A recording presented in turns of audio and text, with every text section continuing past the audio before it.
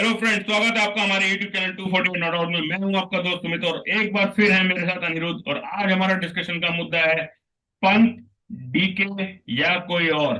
क्या ये दोनों ही डिजर्विंग विकेट कीपर थे हमारी टीम के लिए, या कोई एक डिजर्विंग कैंडिडेट बैठा है इंडिया में और ये दोनों ऑस्ट्रेलिया में छुट्टियां मना रहे हैं? जान मेरे डिस्कशन के थ्रू कि कौन रहेगा डिजर्विंग कैंडिडेट। तो अनिरुद्ध, क्या लगता है कि ये पंत और डीके सिर्फ छुट्टियां मना रहे हैं, या यही डिजर्विंग कैंडिडेट थे और हमें इन्हीं को ही लेके चलना चाहिए था? तो देखिए सुमित, दो खिलाड़ियों की आपने बात करी। मैं अपने शब्दों को, अपनी भावनाओं को कंट्रोल करके थोड़ी सी बात कर रहा हूँ। ये भारत की जर्सी पहन के जो दोनों घूम रहे हैं T20 में स्पेसिफिकली, ये बिल्कुल भी डिजर्विंग नहीं। मतलब इन्हें पानी लाने के लिए भी कहा जाए अगर मैदान पे, तो शायद ये उसमें भी बॉटल ड्रॉप कर देंगे या समय पे नहीं पहुंचेंगे। ये इतने, एक को इतने सालों से मौका दिया जा रहा है और एक को इतने मैचेस में मौका दिया गया, उसके बाद भी ये बिल्कुल ही फिसड्डी साबित हुए हैं दोनों। कहीं और फॉर्मेट में, किसी और टूर्नामेंट में चाहे आप अच्छा करने हो, पर भारत की जर्सी आप जब डॉन करते हैं इतने बड़े वर्ल्ड कप लेवल के मैचेस में, तो आप देखिए, अगर मैं इस टूर्नामेंट की स्पेसिफिकली बात करूं तो टूर्नामेंट में एक हम हमारे एनालिसिस में एक एमवीपी प्लेयर्स की लिस्ट बनाते हैं कि कौन सबसे अच्छा प्लेयर उभर के आ रहा है, जो कि सूर्य कुमार यादव है अभी। और वो कोई सभी लोग देख समझ भी सकते हैं, बट नंबर्स यही कहते हैं कि सूर्य कुमार यादव। अगर मैं इसी लिस्ट में नीचे से अगर शुरुआत करता हूँ, नीचे के 10 खिलाड़ी, तो उसमें उन टीमों के खिलाड़ी हैं जो कि अभी तक डिस्क्वालीफाई हो गई हैं या अब रेस में नहीं बनी हुई है, वो हैं ज्यादातर एसोसिएट नेशंस के प्लेयर्स हैं। और इसमें डीके और पंत बराबर रेस लगे हुए हैं कि कौन नीचे जाके टिकता है। जिसको आप जितने मैच खिला देंगे वो उतना नेगेटिव में जाके बैठने को तैयार है। तो ये इस प्रकार के दोनों खिलाड़ी हैं, और डेफिनेटली अब भारत को इनके बियॉन्ड देखना चाहिए। पंत युवा हैं, शायद इनके पास समय है वापस आ सकें डोमेस्टिक में परफॉर्म करके, लेकिन अभी इनके नंबर्स पे खिलाना तो बिल्कुल भी बनता नहीं है। डीके उस फेज पे खड़े हैं, चाहे जीते या हारे इन्हें रिटायर होना ही है। और चाहे मैं कहता हूँ ये अगले अगले 15 मैचेस में ये हर मैच में 200 रन भी बनाएंगे, तो भी इनको वर्ल्ड कप में नहीं लेके आना चाहिए, क्योंकि ये वही करेंगे जो हर वर्ल्ड कप में करते आए हैं।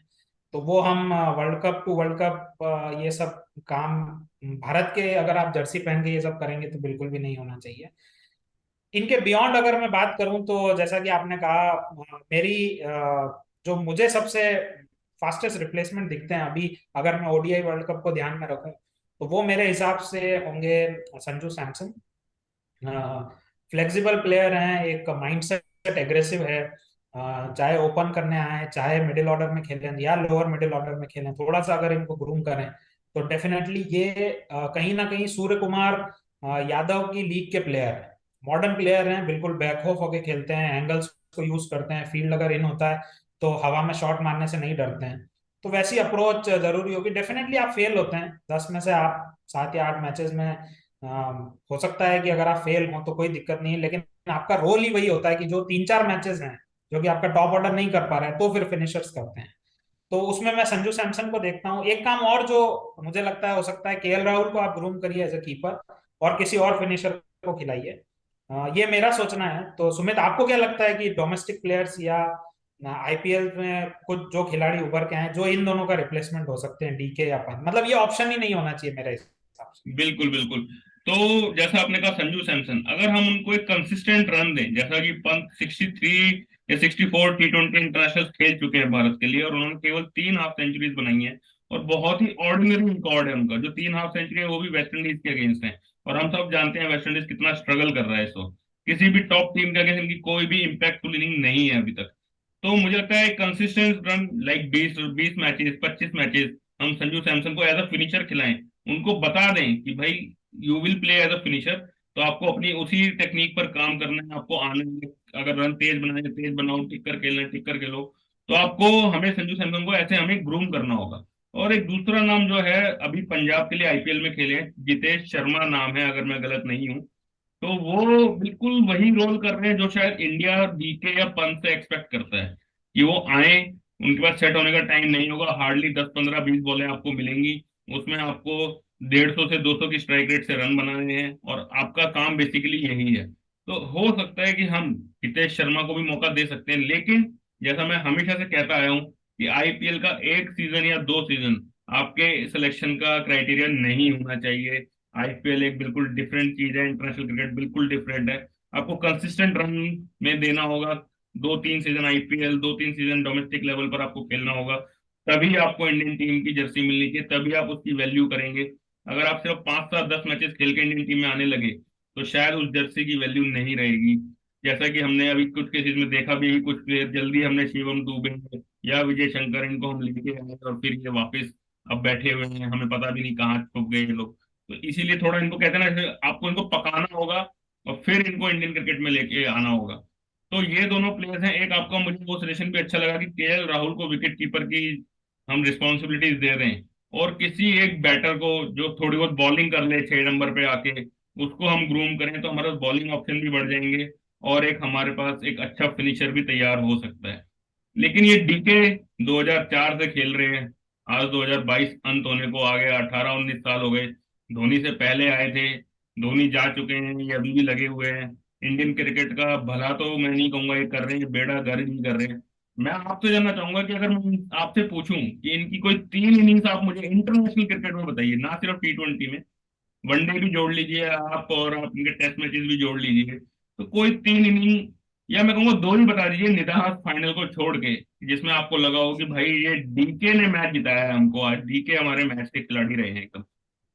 बिल्कुल। तो ये एक शायद थोड़ा सा शॉकर भी हो सकता है। तीन तो एकदम टॉप ऑफ द माइंड कुछ आता नहीं है, पर जो भारत का पहला T20 मैच था, उसमें अगर आप माने ना माने, Dinesh Karthik man of the match थे।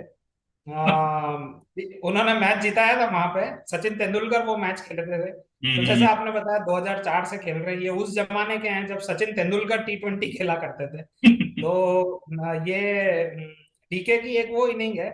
इसके अलावा निदास ट्रॉफी है। निदास ट्रॉफी एक अगर आप देखें पूरे T20 में, अगर मैं टॉप 10 किसी भी बल्लेबाज की रखना चाहूँ तो डेफिनेटली डीके उसमें टॉप 5 में भी आ सकती है, वो जो निदास ट्रॉफी की इनिंग थी। पर उसको रेप्लिकेट करना, उसको रिपीट करना, आपको जो कॉन्फिडेंस आप में इम्पार्ट किया गया है उस पे, वो जरूरी होता है, और वो कहीं ना कहीं डीके नहीं कर पा रहे हैं।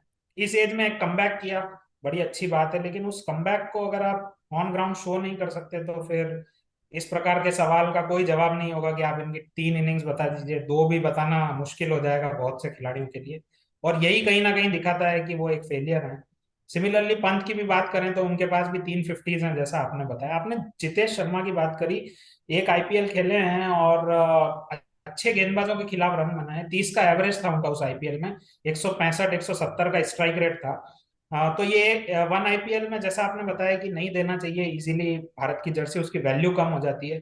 उससे ये भी होता है कि एक आप सीजन खेलते हैं भारत के लिए, कुछ मैचेस खेलते हैं, फिर आप बाहर हो जाते हैं, तो आपका एक कॉन्फिडेंस बर्न डाउन हो जाता है, जो कि वापस गेन करने में खिलाड़ियों को समय लगता है। तो पके पके खिलाड़ियों की अगर मैं बात करूं तो मुझे सिर्फ और सिर्फ अभी संजू सैमसन नजर आते हैं। ओडीआई वर्ल्ड कप अगले साल भारत में है, उसको ध्यान में रखते हुए संजू सैमसन को डेफिनेटली आप ग्रूम करिए। अगर आप विकेट कीपर चाहते हैं उनको खिलाना, तो संजू सैमसन को खिलाइए। स्पिन के अगेंस्ट उन्हें विकेट कीपिंग करनी होगी, वो भी एक जरूरी स्किल है, तो वो उन्हें सिखाइए। और संजू सैमसन ही मेरी चॉइस होंगे हमारे डिस्कशन के बाद। तो होपफुली कहीं ना कहीं ये मैसेज सेलेक्टर्स तक पहुंचे। 248 नॉट आउट्स के जिस तरीके से सब्सक्राइबर्स और लाइक्स बढ़ते जा रहे हैं, तो मुझे लगता है कि 2 महीने में अगर ये मैसेज सेलेक्टर्स तक पहुंच गया और आपकी और हमारी मेहनत रंग आ गई, तो संजू सैमसन को शायद हम ओडीआई वर्ल्ड कप में as a designated wicket keeper खेलते हुए देखेंगे। बिल्कुल, तो ये था हमारा आज का डिस्कशन डीके और पंत के ऊपर। अगर आप भी हमसे सहमत हैं तो अपनी राय कमेंट सेक्शन में बताइए। Thanks for watching 248 not out. 248 not out.